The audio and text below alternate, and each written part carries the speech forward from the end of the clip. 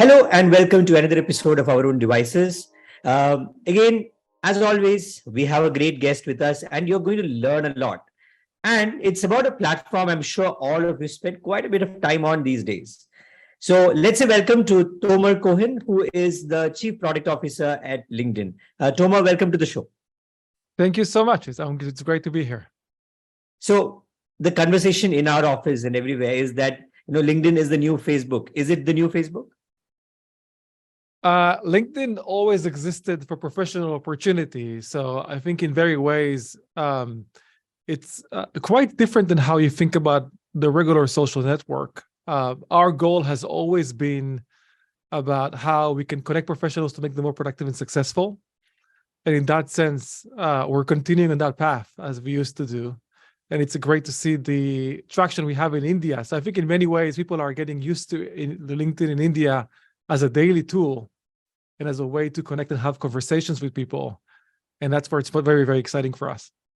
So people actually think about how they post on LinkedIn. It's not something they would have done maybe with Twitter or a Facebook, which should have been more like, I'll just post. But now they think, how do I frame my post on LinkedIn? Is this something that you have seen? Because I think a lot of ChatGPT queries are also there on how to have an effective post on LinkedIn. Yeah, I think there's ChatGPT about everything by now. Yes. So I think when you think about the evolution, it's a great question because if you think about the evolution of knowledge sharing of LinkedIn, we've been building the LinkedIn creation tools and the feed for quite a while now, but we've seen quite an acceleration with the pandemic. With the pandemic, you saw the transition of professional conversations and communities online. There was a mass kind of move online because the offline experiences did not exist anymore, especially in the workplace where you used to have those water cooler conversations and sharing, and that moved online as well. And that actually really brought a lot of authenticity and vulnerability to conversations. And I think what we also saw as a way to transition that transition online was also a desire for a lot more knowledge sharing on LinkedIn. So I think when you come to LinkedIn, you think about it as the ultimate workplace experience. And in that way, there's the hallway conversation about what's interesting to know right now, what's top of mind for people. But it's also the knowledge conversation. If I'm trying to right now answer something, there's a problem I'm trying to solve, there's an idea I'm looking to unlock, there's someone on LinkedIn who's been there and done that, and you can access that people. So in many ways, I think you're seeing that shift to what is knowledge and how can I inspire and empower others with my own journey and my own skills. I'm not sure if it's true, but is it also triggered by the fact that the pandemic also took away all those events where you would network, you would meet people, and you also had a little bit of an insecurity about your present job? Would you keep it maybe a year later if the pandemic is going to continue, which also meant that you want to project yourself, you want to meet people who could maybe offer you something later? It's a wonderful point. So I think when it comes to events with the pandemic, we've seen tremendous growth. It was explosive for us. And in fact, till today, events, despite, people are meeting in person right now, and in many ways, people are still staying safe, but we're in many parts of the world, we're back to those offline relationships and communities. We're still seeing events growing at 75% year over year in creation, and attendees growing at 34% year over year. So really, the idea of coming together as an online community on LinkedIn has really accelerated well beyond the years of 2020 and 2021, and we're seeing that continuous. And that's where I think LinkedIn is becoming that destination for professionals to come together, to share ideas, but also to come together for events. Now, a great example, this was just Monday this week. We had the Prime Minister for the UK doing Ask Me Anything on LinkedIn. There was thousands of people who attended and came in. So it also became a way as a central point for leaders to have conversations about economic policy or, everything from the economy and where it's going to conversations about product, to conversations about companies and trends in the marketplace. It's really becoming that central point for professional conversations.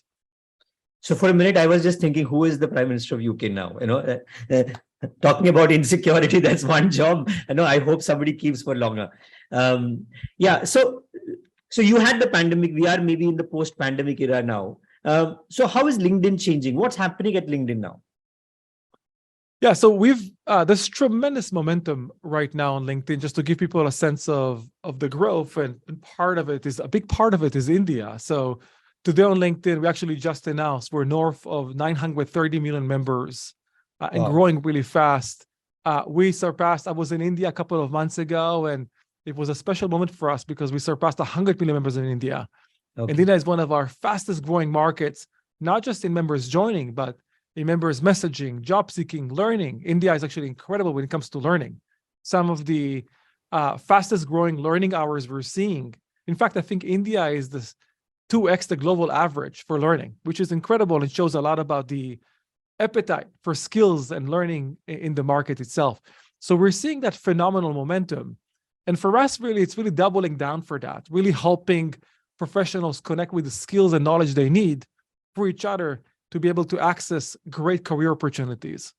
It's really helping job seekers find great opportunities with hirers in the market.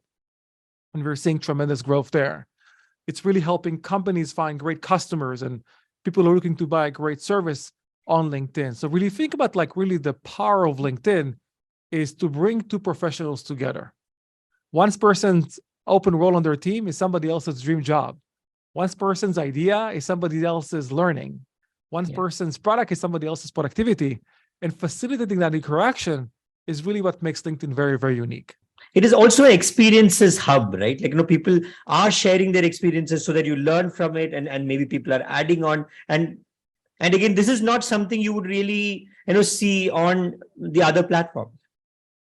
Yeah, I can't talk about the other platforms, but I think for LinkedIn, it's really about the stuff the stuff you experience, the stuff you want to share, with the goal of potentially empowering people, but also building a reputation for yourself. And I think that's great from building your own professional journey on LinkedIn as well. But you do see a lot more of that.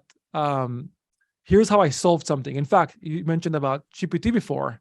Yeah. You're seeing a lot of tools shared on LinkedIn, code shared on LinkedIn, products shared on LinkedIn, people showing their innovation shared on LinkedIn. You're seeing people inspiring people to take new career paths by sharing their craft on LinkedIn. And for me, that's one of the most biggest examples that give me joy is when you're seeing people seeing somebody else's craft and saying, I want to have that career. That seems like an incredible career. That really resonates with me. And you see a lot of those examples from, one recent one was there's a creator on LinkedIn called Kevin Perry. He's a great stop motion designer, and he shares his creativity on LinkedIn. He shares the behind the scenes, how he creates stuff and the outcome. And he really inspired somebody in the last couple of weeks. I saw somebody saying, I've been really inspired by your work. So I took my son and we were trying to learn together how to do it. And this is potentially a career path that my son would be interested in. For me, those are how people get closer to inspiration and economic opportunity.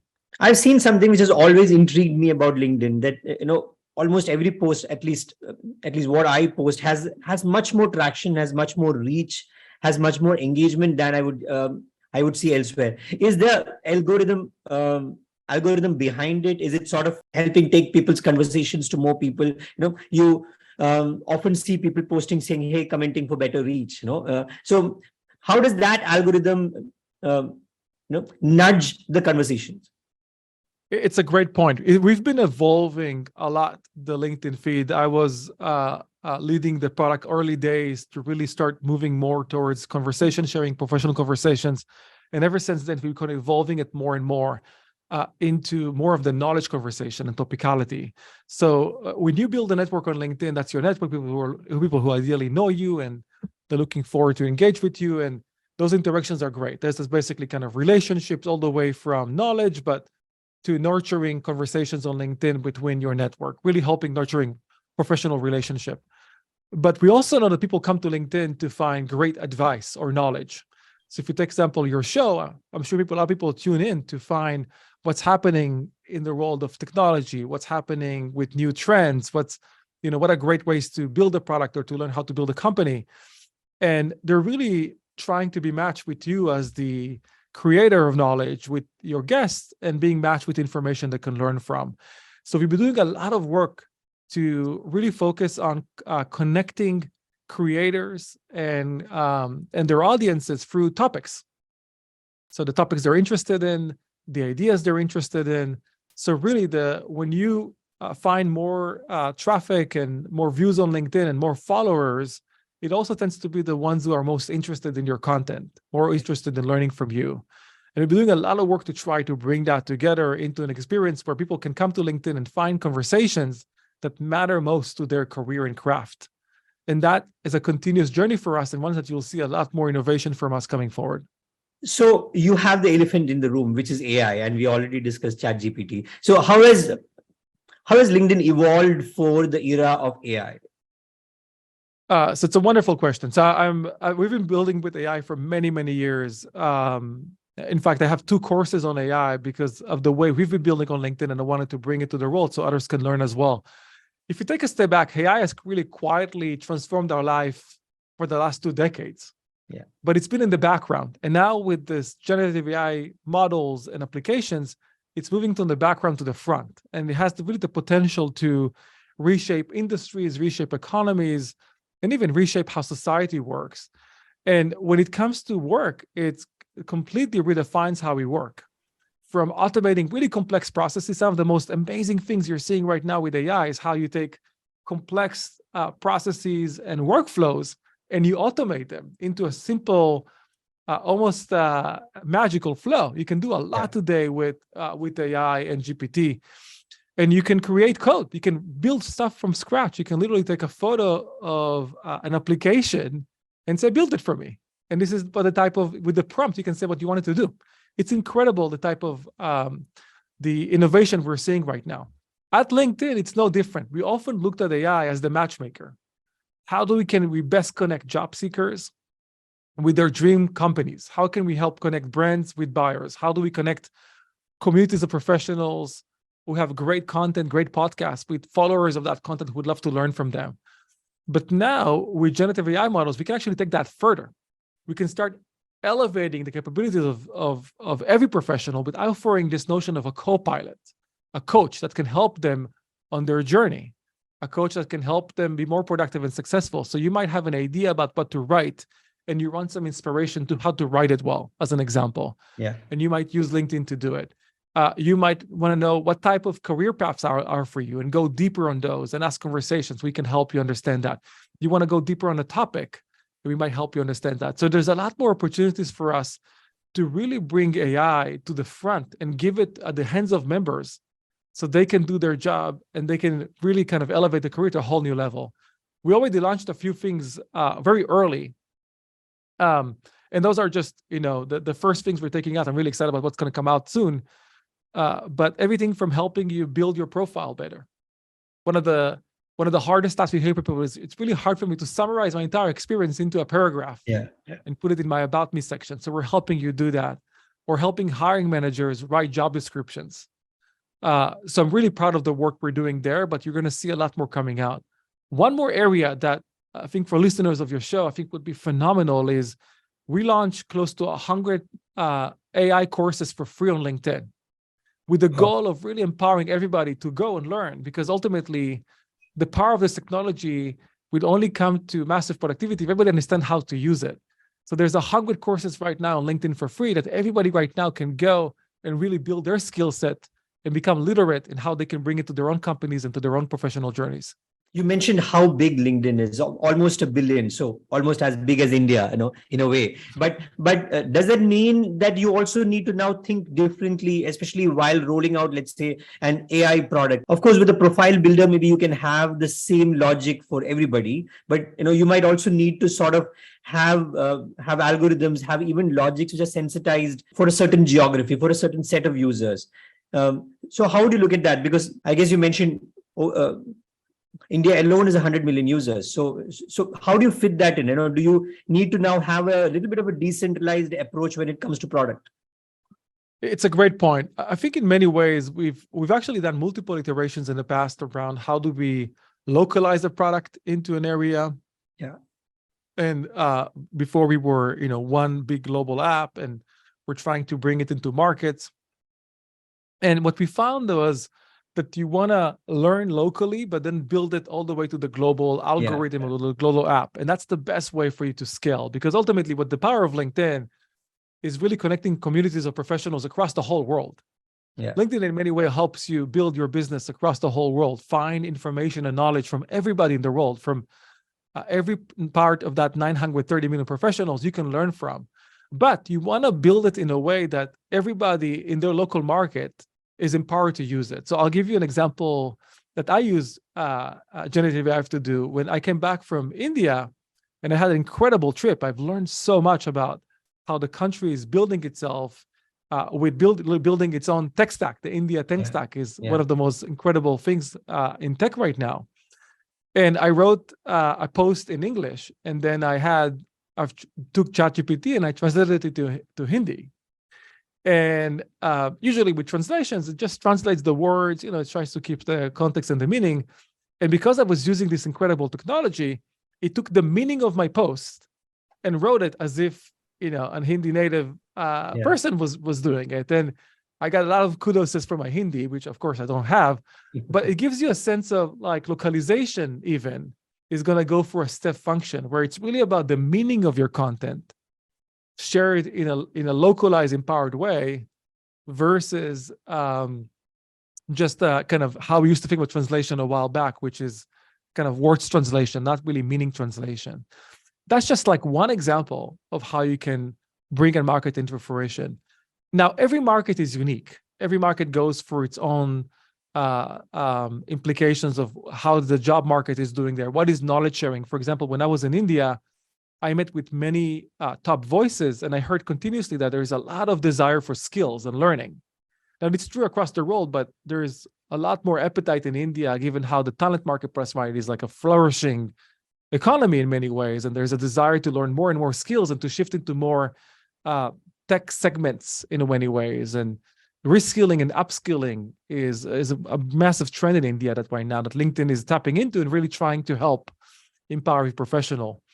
And that's a phenomenal way for us to, in a way, customize the product, taking the global product, but really make sure it works seamlessly and beautifully within a local market and empower every part of that market. Now you take into account the sheer diversity of languages in India. And you can imagine, what does it mean for us to really customize the product to every language? That would be incredible. It really empowers everybody to be part of the collective economy on LinkedIn. So that gets me really, really excited about the power of really localization and personalization at a much more intimate level. It's also about decentralizing knowledge, right? Like it's taking it to so many people who maybe did not have access to it because of barriers of language, right? I love that. And the context matters a lot, right? Because the place I'm in, my education, the economy I'm participating in says a lot about the type of insights I want to gain. Learning from somebody who's done something in a whole different industry is potentially insightful, but not as empowering. Learning from somebody who is in my market, who's gone through the exact same regulation changes, economic changes, is extremely empowering. And I think that's a lot of the work that we can do to bring those two sides together.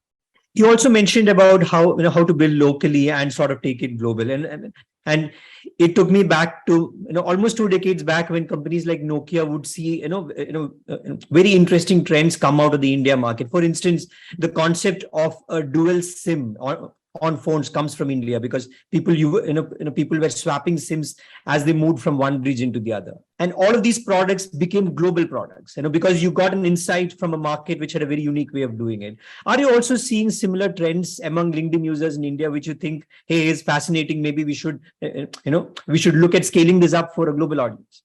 I think it's a great point. I think in many ways, some of the communities coming together we saw in specific regions. In fact, before the pandemic, we had an events product, but it was meant for offline communities because we saw people using the hashtag LinkedIn Local to meet offline. And from that, we learned and we build actually a product to help local communities come together. So we built, and then we kind of shifted that to be obviously an online community. With the pandemic, nobody was meeting locally as much, but then it really came from that insight that was coming from a specific market. And we learn a lot from different markets and how they operate. Now, sometimes those tend to be unique to the market, so it doesn't scale as well. And sometimes it's that ability can be learned across the board. So for example, one of the things we learned from emerging markets was the importance of having a lightweight app. So in areas where you don't have a strong bandwidth, or it's very costly to have internet access, if your app size is very large, it actually might hinder people from using your app. So in India, we invested a lot early on in really reducing the size of our app so everybody has access to it. And it's not costly and it's easy to operate. And then we took that insight and that what we call LinkedIn Lite in the past. We took it all across the global, and that was an insight from the India team and the India market that we took all the way global. It actually became our global app. And then we started investing in general. In obviously now the bandwidth for India is incredible, in many ways surpasses many parts of the world, but that was an insight from a market that really helped us influence our innovation across the world as well. So Tomer, I have one last question for you. What keeps you up at night? The big challenges that you see ahead. Yeah, for me, I'm just excited about the opportunity of LinkedIn. We are at the early stage of our vision. Our goal ultimately is to create economic opportunity for every member of the global of the global workforce. And there's north of 3 billion professionals in the world. So, we're close to 1 billion professionals on the platform, but we have ways to go to really empower everybody and to bring it on. And I really think that by enabling and empowering every professional to use LinkedIn so they connect with others, we can really build a superpower skill for every professional. I really think we can elevate the capability of every professional in the marketplace. We can help them connect to dream jobs and skills. We can help them connect to companies and brands they care most about.